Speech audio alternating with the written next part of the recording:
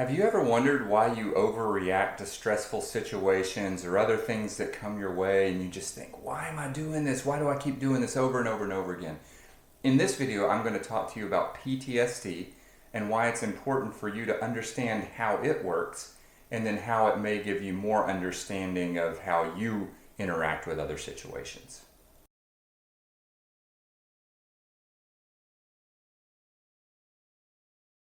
Most of us have heard of the diagnosis of PTSD, post-traumatic stress disorder. And we think of PTSD, of combat veterans, and of course that applies. First responders, combat veterans, and they come back from their dangerous situations and they act differently. But what happens with PTSD, these individuals go from an environment like we're all used to, and they go into a world that is a very dangerous environment. And they go over there and they're getting shot at. They hear loud stimulus and they have to respond immediately. If most of us went into an environment like that, we would, to be honest, I would die if I went over there. If some loud shot happened, I wouldn't know how to respond and I would freeze up. And that's the worst thing you can do in that sort of situation. You hear about the idea of fight, flight, or freeze. And there are some others that we could learn about and talk about, but as a general rule of thumb, fight, flight, or freeze. And those are pretty standard reactions to trauma. Well, if I were to go over there, I would freeze. I wouldn't know how to respond. The military does a very good job of training our soldiers to react instantly. They don't think about what they need to do. When they hear something happening, they either fight or they flight. They don't worry about freeze. And this is how their brains are programmed to respond. So if I were to go into that situation, I call it the combat zone, or we're going to talk about it in a minute, I call it trauma world when you relate it to most of us in an environment in the United States, for example. But these individuals, they go into trauma world or the combat zone. My response of freeze is not a healthy response over there. Their response of fight or flight is very healthy. It keeps them alive. But in order for them to respond that way, they have to respond very quickly. They don't have time to think about things. They have to be on high alert all the time. And they go, and they never turn their anxiety off. It's a form of anxiety, but I think we look at anxiety and we think it's bad. Oh, anxiety's bad. You're not supposed to worry. Well, over in that world, they need to worry. They need to be on high alert. They need to be anxious. It's called hypervigilance. I think I've talked about it in another one of my videos. And in that world, it is a healthy response. And then they come back to the United States and they've trained their brains to be on this high alert mode and they can't turn it off when they come back. Again, over there, it kept them safe. And I would say it's a healthy response over there. Kept them safe, kept them alive. But then they come back to America and they can't turn off the hypervigilance. And so every little thing that reminds them of danger, a car backfiring, a balloon popping at a birthday party, any loud noise, a clap, a startle, going into a restaurant and a lot of people being around them, people with PTSD, they don't like to sit with their backs to the open room. Often they will sit with their backs to a wall. It's a very common symptom of PTSD. What was a healthy response over in trauma world when they come back to a world that is generally safe, or at least safer than where they were, is now what we would consider an unhealthy response. And when we look at defenders and protectors, again, I don't want to go too much on a tangent, but we can look at those things as bad. But when we evaluate them in the context of someone's story, they kept them safe. We don't want to attack those things or even label them as bad. They are understandable given the story. But that's how post-traumatic stress disorder works, is they come back to a safer world and they can't turn off the hypervigilance. Their anxiety is on high alert and it just doesn't turn off, and it probably will never completely turn off, and that's understandable. But when they have something happen that triggers them, that's another thing with post-traumatic stress disorder. There are triggers that take somebody back to their trauma. So when they're triggered to go back to their trauma, they have a very low level line of thinking. This is not a logical, well thought out response. They do respond, and it happens very quickly. Again, think about the context of when they're in the combat zone, when they're in trauma world. They don't have time to think about what they're doing. They just have to react. So that kept them alive over there. That's the way their brains were designed to work to keep them safe. It's a healthy response over there. Well, when their brains can't turn that off and they come back to the United States, when something triggers them to go back to that, again, car backfiring, loud noise, something that makes them startle, they don't think about it. It just happens, just like they did in the combat zone. Kept them alive there, and now they can't turn it off when they're in the United States or wherever else they may be. So that's how post-traumatic stress disorder works. Very quick thinking, not thought out, it just happens.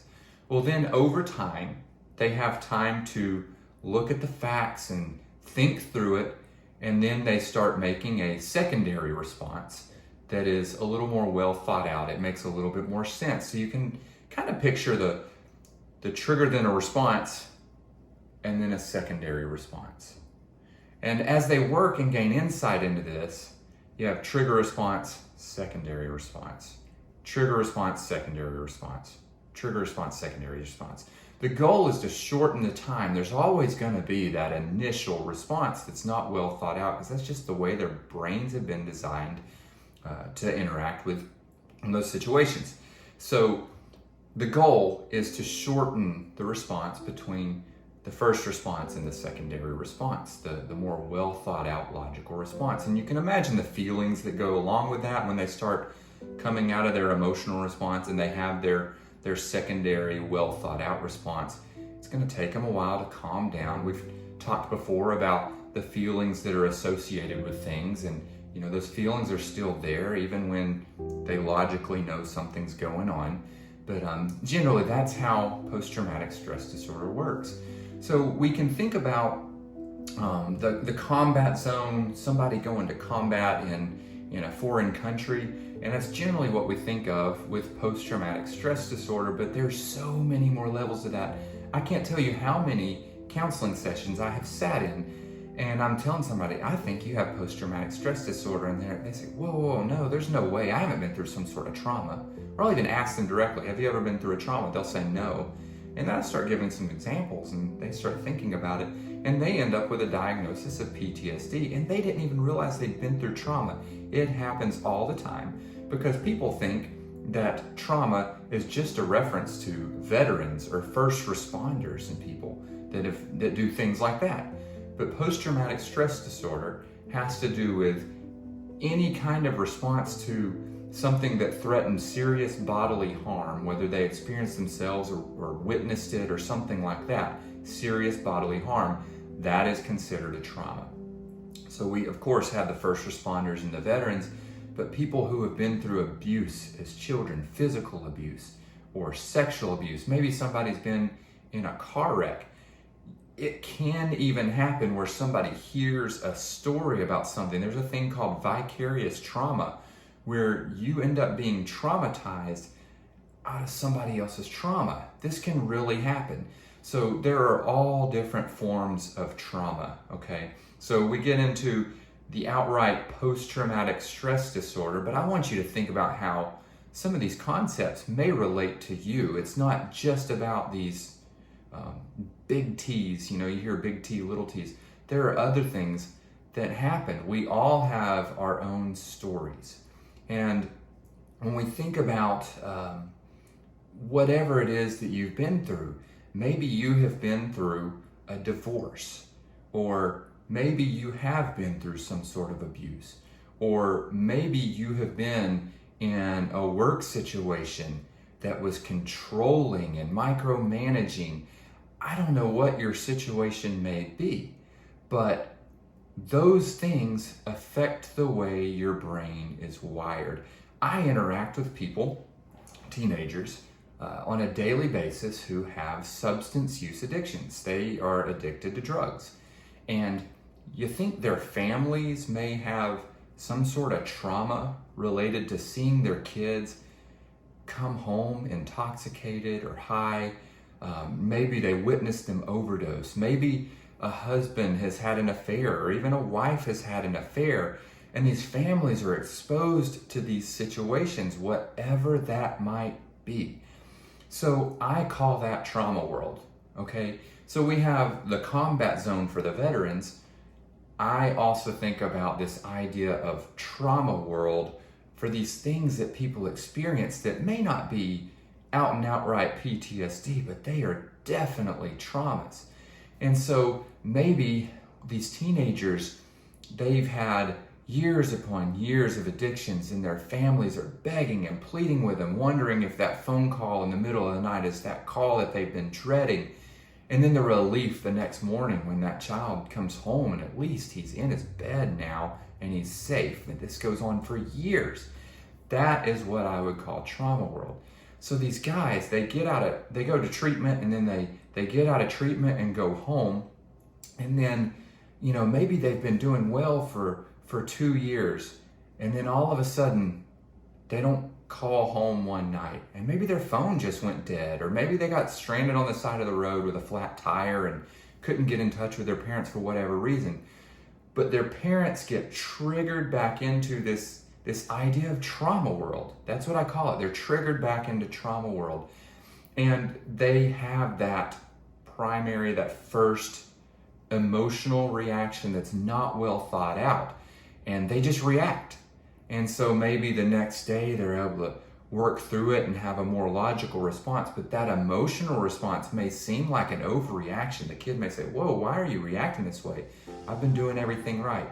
They are responding out of this history of trauma and years of their brain being wired into hypervigilance because, again, it kept them safe. They had to be on high alert because there were real dangers back in the past, and now they're in a safer world, but they easily get triggered back into their trauma world. And this can happen in so many different ways. Again, if you've had a really bad job, maybe some sort of conflict happens later on, and emotionally you go back to that place, and this is not the same situation, but emotionally those same feelings come up, and you respond in ways that aren't necessarily logical, and then later on you're able to work through it.